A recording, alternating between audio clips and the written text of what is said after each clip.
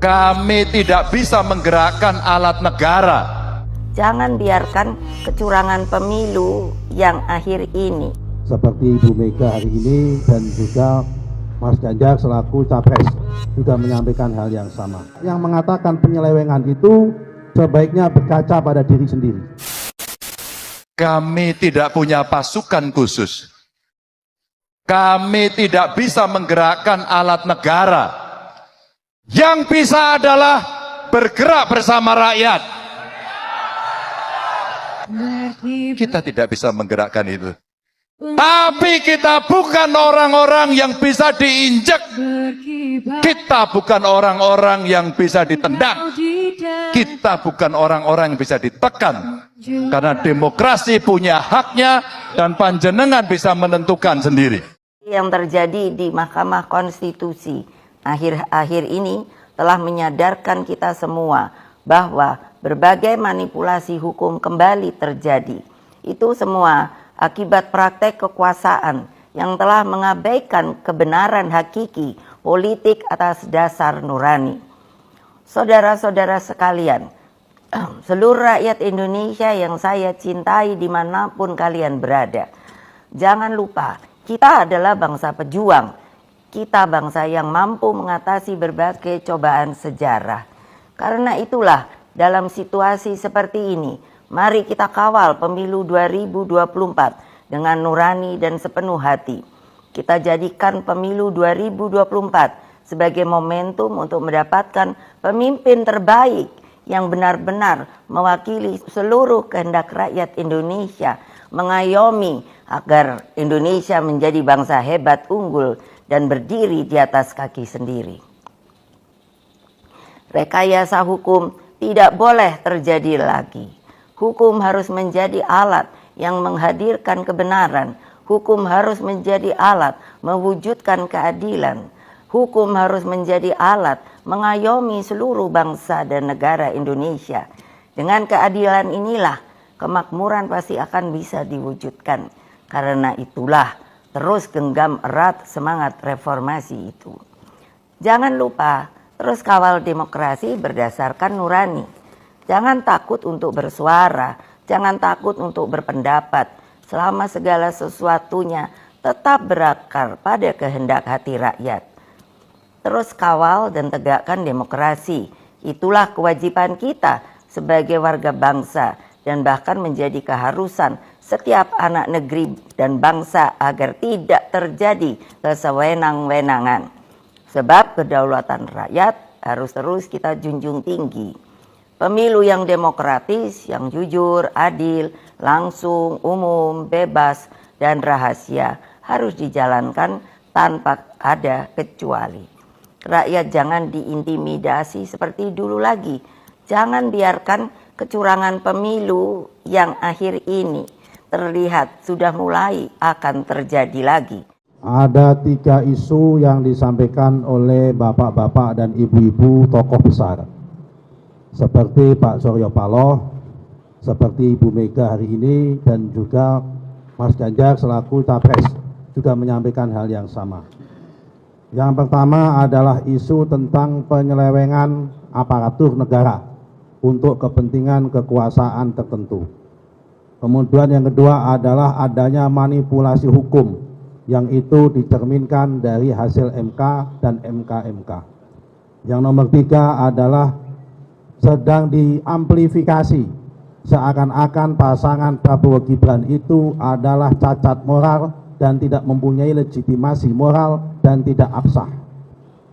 Kira-kira 3 poin itu kami catat di seminggu ini sampai hari ini pertanyaan-pertanyaan besar yang muncul. Izinkan kami menjawab yang pertama.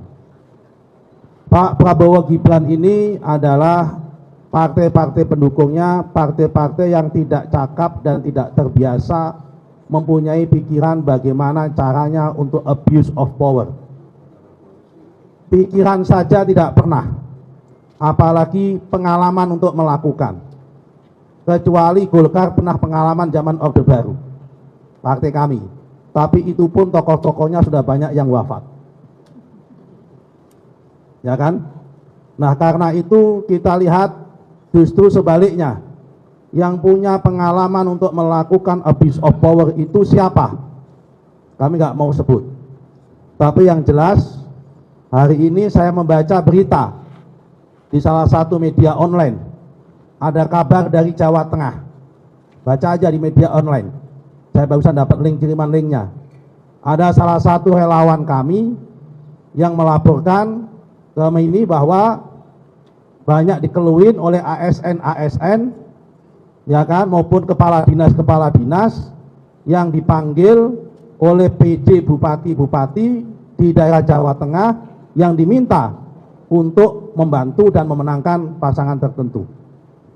Itu silakan dibaca di media online, ada.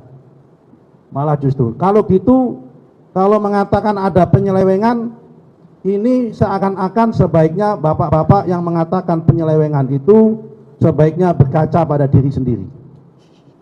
Sebetulnya siapa yang mempunyai pengalaman penyelewengan itu? Ini yang pertama tentang isu penyelewengan. Kita semua di TKN mempunyai tekad yang bersama di Koalisi Indonesia Maju ini, pasangan Prabowo Gibran ini menang dengan cara elegan, menang dengan cara martabat, dan menang dengan secara fair, jujur, adil, dan transparan. Kita ingin mengawal proses pemilu ini secara demokratis, secara akuntabel, dan tidak boleh tercederai oleh praktek-praktek seperti adanya penyelewengan dari oknum-oknum aparat apapun. Kita semua bertekad untuk itu. Ini yang pertama. Kemudian kedua, mengenai adanya manipulasi hukum. Kalau manipulasi hukum itu dimulai dari adanya yang kebetulan proses judicial review atas undang-undang pemilu, yang terhadap undang-undang dasar, yang kebetulan ketua MK-nya adalah Pak Anwar Usman, yang delalah Pak Anwar Usman ini adalah istrinya meninggal di tengah jalan, kemudian menikah mendapat adiknya Pak Jokowi di tengah jalan juga ketika sudah menjabat. Kemudian ada isu ini. Pertanyaannya adalah, di dalam pasal 46 Undang-Undang MK, keputusan sidang-sidang MK itu diputuskan secara kolegial. Satu hakim mempunyai hak yang sama dan telah dibuktikan oleh MK-MK. Tidak ada satu saksi pun yang mengatakan bahwa Anwar Usman bisa mempengaruhi hakim-hakim yang lain. Ini. Terus kalau ada mengatakan manipulasi, manipulasinya ada di mana? Undang-undang mengatakan bahwa masing-masing hakim mempunyai hak yang sama. Dan Anwar Usman sendiri pun meskipun kepala mempunyai hak yang sama. Dan kebetulan posisinya 54. Dan itu dibuktikan dalam MK-MK. Kemudian menyikapi adanya MK-MK lain. Toh kemudian dari 6 orang yang diadukan dalam MK-MK semua dinyatakan salah dengan bobotnya masing-masing. Kalau Pak Anwar Usman mendapatkan bobot paling besar, ya wajar. Wong beliau adalah kepalanya atau ketuanya. Yang namanya ketua pasti kalau ada prestasi, prestasinya paling banyak. Kalau ada kesalahan, pasti kesalahannya paling banyak. Namanya juga ketua. Kan nggak mungkin kalau ada ketua, kesalahannya sedikit. Kalau ada yang masalah, kalau ada kebaikan, kebaikannya sedikit. Ini namanya ketua. Nah, kemudian masalah dikatakan cacat moral dan tidak mempunyai keabsahan. Undang-undang mengatakan bahwa yang namanya keputusan Mahkamah Konstitusi adalah final dan banding. Mengikat. Terus kalau dikatakan cacat legitimasinya, legitimasi di mana?